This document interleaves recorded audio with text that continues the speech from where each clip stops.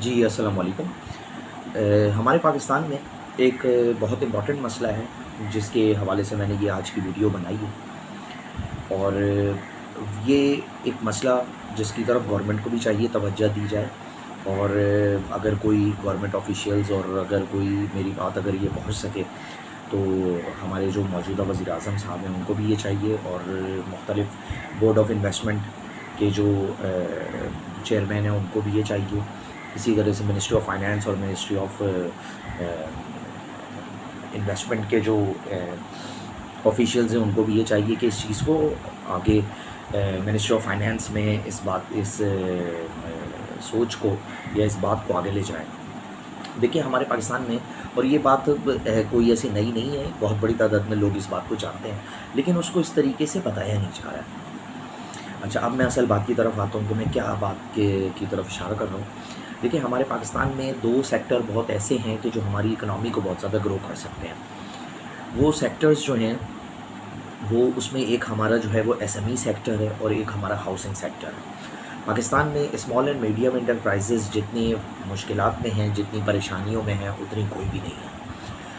S B P اور board of investment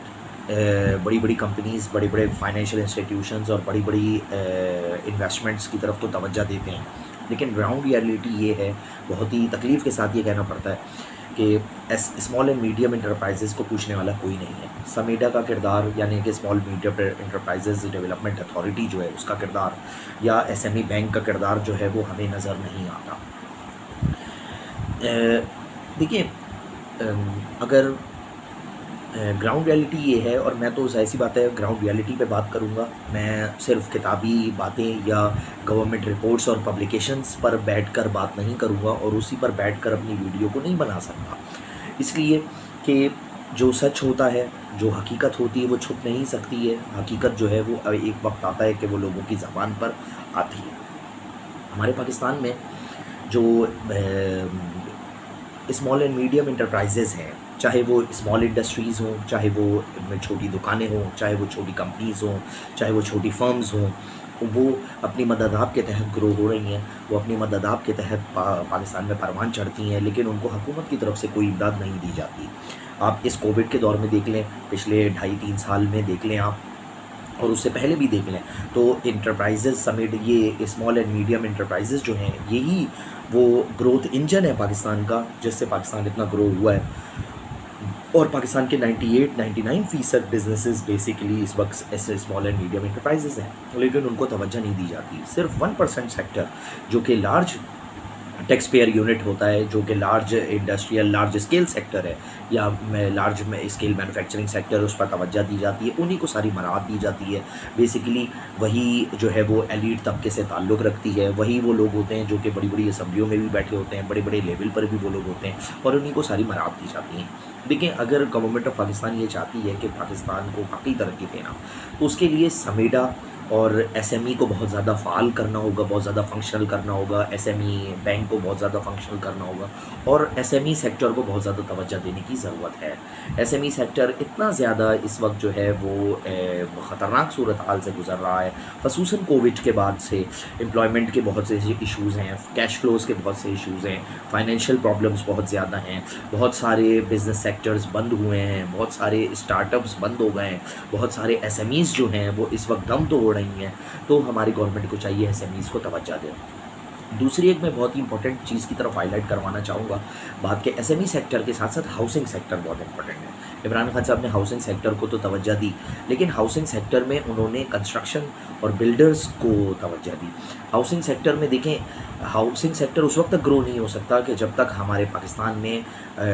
housing finance کو گرو نہیں کیا جائے گا، اور ہاؤسنگ فائنینس کو گرو کرنے کے لیے بیسک چیز یہ کہ ہاؤس بلڈنگ فائنینس کارپوریشن جو پاکستان کا ایک بہت بڑا کی ادارہ تھا، اس کو ترقی دی جائے، اس کو آگے لے جایا جائے۔ ہاؤس بلڈنگ فائنینس کی طرف توجہ نہیں دی جا رہی ہے۔ ہاؤس بلڈنگ فائنینس کارپوریشن اسی طرح سے پرانی اسٹرکچر میں موجود ہے، اسی طریقے سے پرانے اسٹرکچر میں گرو کر رہا ہے، اتنی زیادہ اس کو انوویشن اور اس کو بہت زیادہ اس کے اندر امپروومنٹ نہیں لائی جا رہی ہے، بلکہ جو ہے وہ ہاؤسنگ فائنینس کمرشل بینکس کے ذریعے پروان کروایا جا رہا ہے۔ اگر اسٹیٹ بینک آف پاکستان چاہتا ہے کہ پاکستان میں فائنینشیل انکلوژن ہو، اگر اسٹیٹ بینک آف پاکستان چاہتا ہے کہ پاکستان میں ہاؤسنگ فائنینس ترقی کرے، تو اسٹیٹ بینک آف پاکستان کو ہاؤس بلڈنگ فائنینس کارپوریشن کو ترقی دینا ہوگی۔ ہاؤس بلڈنگ فائنینس کارپوریشن کو اور اسی کے ساتھ ساتھ جتنے بھی ہاؤسنگ سیکٹرز کمرشل بینکس کے جو ہاؤسنگ فائنینس کے ادارے ہیں ان کو ساتھ لے کے چلنا ہوگا، اور اسی طریقے سے ہاؤس بلڈنگ فائنینس کارپوریشن ہی کی طرح اور بھی دوسرے ادارے بنانے ہوں گے۔ جب تک ہماری گورنمنٹ یہ اداروں کو نہیں بنائے گی اور ان اداروں کو نہیں ڈیولپ کرے گی، اس وقت تک جو ہے وہ ہاؤسنگ سیکٹر ترقی نہیں ہو سکتا، کبھی ترقی پا ہی نہیں سکتا housing sector. House building finance corporation ایک بہت ہی امپورٹنٹ ادارہ ہے، ایک بہت بڑا ادارہ ہے، ایک بہت اچھا ادارہ ہے۔ میں نے اس کو بڑے قریب سے دیکھا ہے، میں نے اس کو میں یہاں پر کام بھی کر چکا ہوں اس میں، تو اسی لیے یہ ایک بہت ہی امپورٹنٹ ادارہ ہے، لیکن اس کو گرو ہونے کی ضرورت ہے، اور اس کو گرو ہونے کا جو ایک مین راستہ ہے وہ اور یہ وہ راستہ ہے جس کے ذریعے فائنینشیل انکلوژن بھی ہوگا کہ ہاؤسنگ فائنینس کو ترقی دی جائے اور ہاؤس بلڈنگ فائنینس کارپوریشن کو بہتر بنایا جائے، اس کی برانچز کھولی جائیں، اس کو ماڈرن کیا جائے، اس کے اندر ای آر پی سسٹم اور اس کے اندر وہ مینجمنٹ لائی جائے، یا آپ یہ کہیں کہ اس کے اندر کارپوریٹ ری انجینئرنگ کی جائے۔ جب تک اس کے اندر کارپوریٹ ری انجینئرنگ نہیں کی جائے گی، بزنس پروسیس ری انجینئرنگ نہیں لائی جائے گی، اس وقت تک وہ ترقی نہیں کر سکتا۔ تو یہ دو بہت امپورٹنٹ چیزیں میں جو سمجھتا ہوں کہ یہ دو اس میں گورنمنٹ کو چاہیے کہ وہ اس میں اپنا رول ادا کرے، اور اس کے ذریعے سے ہماری اکنامی بہتر ہو سکتی ہے۔ عمران خان صاحب کو چاہیے کہ وہ اس پر توجہ دیں، یہ ایک بہت امپورٹنٹ چیز ہے۔ اور بھی اس کے علاوہ مختلف ویڈیوز لے کر ہم حاضر ہوں گے جس میں بزنس، فائنینس، انڈسٹری اور اس کے علاوہ اور دوسری چیزوں